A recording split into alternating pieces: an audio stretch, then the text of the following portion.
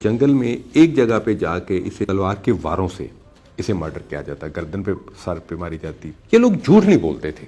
Punjab police की science जिसे हम कहते हैं गवेड़, उसकी और बड़े भाई की आपस में झगड़ा जरूर रहता था। तो उसकी बहू ने कहा कि ना ना ना, कहती कि वो फौरी तौर पे अंदर वॉशरूम में चला गया था और वहां पे उसने अपने कपड़े खुद धो के, कहती एक दिन फिर उसने आम के दरख्त के साथ फंदा लेके खुदकुशी कर ली थी।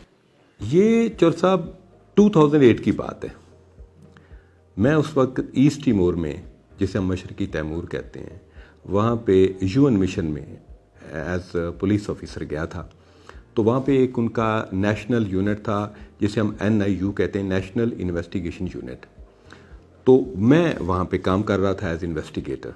अच्छा, अब ये एक दिलचस्पी वाली जो बात है वो मैं आपको बताता हूँ कि ईस्ट टिमोर में दुनिया के 55 मुल्कों की पुलिस आई हुई थी, जिसमें पाकिस्तान, इंडिया, बांग्लादेश, पुर्तगाल, स्पेन, ऑस्ट्रेलिया, न्यूजीलैंड, अमेरिका, तो तमाम मुल्कों की पुलिस उधर आई हुई थी। और वहाँ पे फिर हमें बहुत सीखने का, समझने का मौका मिलता था जब हम दूसरे मुल्कों की पुलिस से रब्ता रखते थे। तो उस मीटिंग में एक डिफरेंट केस आया। वहाँ पे जो ईस्ट टिमोर के अजला थे तो हर अजला के मुख्तलिफ केस थे। तो एक ज़िले का केस आया कि जी ये एक ख़ातून फर्नांडा मर्डर हुई है, साल पहले मर्डर हुई। तो इसका केस ट्रेस नहीं हो सका, हमने बड़ी कोशिश की। तो मैंने वो केस फाइल, मैंने कहा सर ये सर आप केस फाइल मुझे दीजिएगा। मैंने उसमें देखा थोड़ा सा, तो मुझे उसमें पोटेंशियल नज़र आया कि ये केस हम ट्रेस कर सकते हैं। तो मैंने कहा कि सर ये केस मुझे दीजिए, मैं इस पर अपनी कोशिश करता हूँ, इस केस को, मर्डर केस को ट्रेस करने की। तो स्माइल की हेड ऑफ डिपार्टमेंट, अब स्माइल में ये था जो छुपी हुई बात थी, मैं पुलिस अफसर था, बॉडी लैंग्वेज समझता हूँ कि इस केस को एक साल में कोई नहीं हल कर सका तो आप कैसे हल करेंगे। अब ये उनकी छुपी हुई बात थी उस मुस्कुराहट में। तो मैंने उस मुस्कुराहट का उन्हें जवाब दिया। मैंने कहा लेट्स सी सर, मैं इस पर कोशिश करता हूँ। अब ये सारी हमारी डिस्कशन इंग्लिश में होती है, लेकिन वो चूँकि सामीन की सहूलत के लिए मैं उसे उर्दू में बता रहा हूँ। अब वो केस फाइल मैंने स्टडी करना शुरू की। जो वाक़यात हैं, यानी जिस तरह वो FIR दर्ज हुई है, FIR ये है कि ये फर्नांडा नाम की जो खातून है, 60 साल इसकी उम्र है। सुबह सुबह ये सब्ज़ी फरोशी का काम करती, सब्ज़ी बेचती है। सुबह सुबह ये मंडी जा रही है, अपने घर से निकली है। रास्ते में एक जंगल आता है, कॉफ़ी गार्डन्स का बहुत बड़ा जंगल था। तो जंगल में एक जगह पे जाके इसे तलवार के वारों से इसे मर्डर किया जाता। गर्दन पे, सर पे मारी जाती, पीछे कमर पे तलवार मारी जाती। तो फिर जब राहगीर गुजरते हैं, ये वीरान इलाका है, तो कुछ घंटों के बाद कुछ राहगीर गुजरे, उन्होंने डेड बॉडी देखी, शोर मचाया, लोकल पुलिस आई। लोकल पुलिस ने उठा के उसे कब्जे में लिया, पर्चा दर्ज हुआ, तफ्तीश हुई, लेकिन कोई सुराग नहीं मिला। अब जब मैंने तफ्तीश शुरू की, मैंने फाइल उठाया, मैं सबसे पहले उनके घर गया। मेरे कुछ सवाल थे उनकी बहू से और उनके एक बेटे से। जो एक बहू थी, इसका खावंद इस वाक़े के बाद कुछ अरसे बाद, 3 महीने के बाद उसने सुइसाइड कर ली थी। तो उसको हम ज़ाहिर नहीं शामिल तफ्तीश कर सकते थे। तो जो दूसरा बेटा और ये जो बेवा इसकी बहू थी, उससे मैंने कुछ सवालात किए। मेरा पहला सवाल, खातून फर्नांडा की किसी से कोई दुश्मनी? उन्होंने कहा जी कोई दुश्मनी नहीं। एक 60 साल खातून सब्जी फरोश की, किसी से क्या दुश्मनी हो सकती? मेरा अगला सवाल, खातून का किसी से को मोहल्ले में लड़ाई झगड़ा हुआ हो? नहीं हुआ।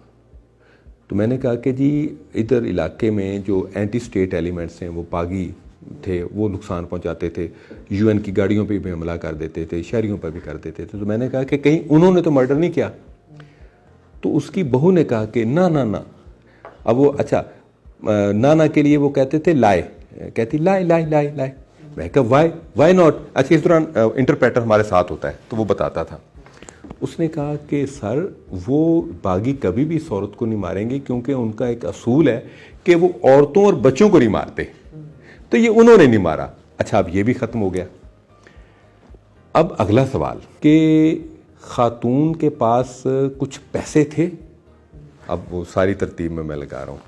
उसने कहा जी बिल्कुल, उसने एक घर था, मौरूसी घर था, 2 घर थे, एक में रहते थे तो एक उसने बेच दिया था।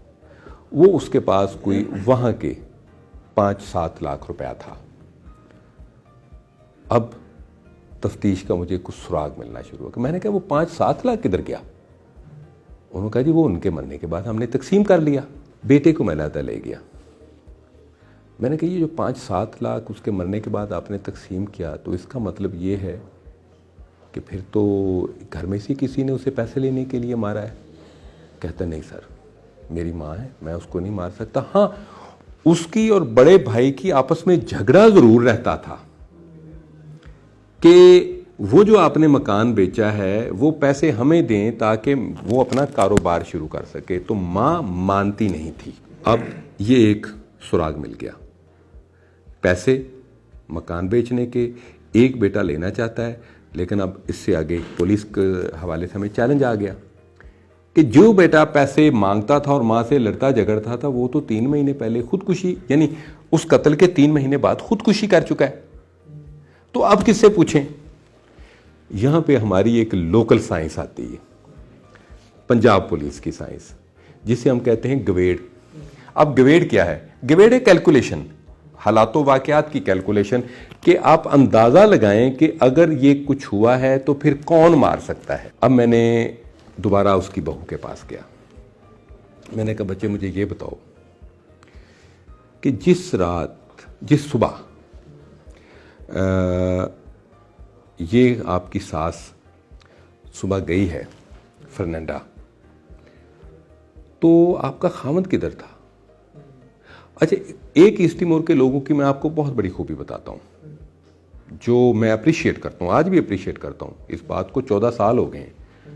ये लोग झूठ नहीं बोलते थे, सच्चे लोग थे, सच्चे। तो मैंने कहा कि बेटा वो जब गई थी तो तुम्हारा खामद कहाँ था? उसने कहा सर वो घर में था। तो मैंने कहा फिर? कहती उसके निकल जाने के कुछ देर बाद वो भी निकल गया था। अच्छा, तो फिर वापस कब आया था? कहती कि 2 घंटे के बाद वो वापस आ गया था। तो मैंने कहा तफसील से बताएं, जब वो वापस आया तो उसने क्या किया था? कहती कि वो फौरी तौर पे अंदर वाशरूम में चला गया था और वहां पे उसने अपने कपड़े खुद धो के सूखने के लिए डाले थे। मैंने कहा वो तो पहले भी कपड़े धोता होगा, खुद सुखाता होगा। कहती नो नो नो, उसने जिंदगी में पहली दफा मेरी शादी के बाद वो कपड़े खुद धोए थे और खुद सुखाए थे। और उसके बाद कहती उसके बाद वो सो गया था। मैंने कहा फिर? कहती है कि फिर वो गांव वालों ने बताया कि तुम्हारी माँ कत्ल हो गई है, तो फिर मौके पे गए और उसका हमने जनाजा वगैरह पढ़ा। लेकिन उस कत्ल के बाद वो आसमान की तरफ देख के घूरता रहता था। उसकी जिंदगी में दिलचस्पी खत्म हो गई थी। और कहती है कि एक आपको मैं और बात बताती हूँ, ये जो बेटी मेरी है ये उसके मरने के बाद पैदा हुई थी और उसने कहा था कि अगर उस वक्त ये और प्रेग्नेंट थी उसकी बीवी, कि अगर बेटा पैदा हो तो उसका नाम तुमने फर्नांडो रखना है और अगर बेटी पैदा हो तो इसका नाम फर्नांडा रखना है। अब फर्नांडा किसका नाम है? उसकी मां का नाम। ये मैंने कहा फिर क्या हुआ? कहती कि वो मरने की बातें करता था, जिंदगी का क्या है, मैंने भी, माँ भी मर गई, मैंने भी मर जाना है, ये दुनिया की चीज़ें तो बिल्कुल फजूल हैं, दौलत के लिए लोग क्या क्या करते हैं।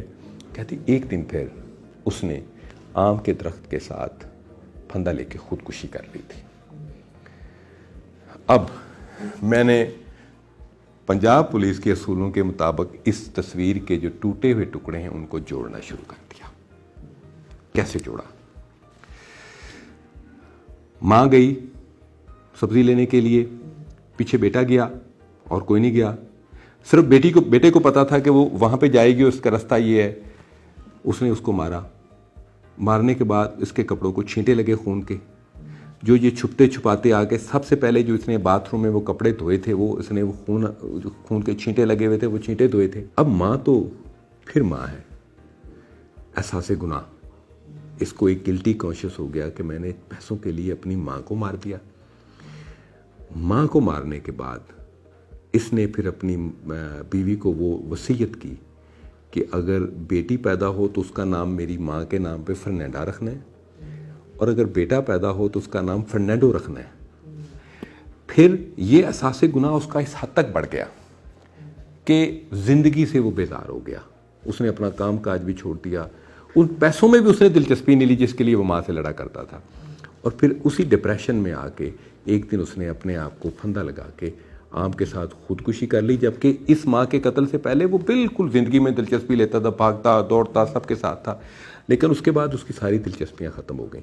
अब ये सारी ब्रीफिंग मैंने मीडिया, जो हमारी टीम थी, इन्वेस्टिगेशन टीम को मैंने ये सारी ब्रीफिंग दी। वो सारे सोची पड़ गए। अब उन्होंने सवाल करने शुरू कर दिए कि जी आपके केस में एनी शाहिद कोई नहीं है, नो आई विटनेस। तो मैंने कहा जब एनी शाहिद नहीं है तो मैं पैदा तो नहीं कर सकता, मैंने तो हकायक को रखना है। उन्होंने कहा जी फिर कैसे आप कह सकते हैं कि बेटे ने ही मारा। मैंने कहा जी उसके अलावा उस औरत को मारने का किसी के पास कोई जवाज़ नहीं है। बेटे के पास जवाज़ था कि वो जायदाद में हिस्सा लेना चाहता था, उन्होंने कहा जी मान लिया। तो फिर आप ये बताएं कि उसके बाद बेटे ने खुदकुशी क्यों कर ली। मैंने कहा जी बेटा अगर माँ को मार देता है तो उसका डिप्रेशन में जाना और उसका खुदकुशी करना और फिर उसका अपनी होने वाले बच्चे के मुतल्लिक वसीयत करना कि बेटी पैदा हो तो मेरी माँ के नाम पे रखना और बेटा पैदा हो तो उसका मेल नेम फर्नांडो रखना। सारी टीम इससे मुत्फिक हुई। जो हमारी उधर प्रोसिक्यूशन टीम थी जिसने कोर्ट में केस करना था वो मुत्फिक हुई। और ये वाहिद मेरे कैरियर का एक केस था कि जिसमें कोई ऐनी शाहिद नहीं है, कोई रिकवरी नहीं है, सिर्फ हालातों वाक़यात की इंटरप्रिटेशन करके थ्रू द इंस्टीट्यूशन ऑफ गवेड़ उस केस को हल किया। और उसके बाद उस केस को बाकायदा तमाम को पढ़ाया गया उधर कि पुलिस अफसर सिर्फ हालातों वाक़यात की इंटरप्रिटेशन से भी एक इंतहाई मुश्किल केस को हल कर सकता है।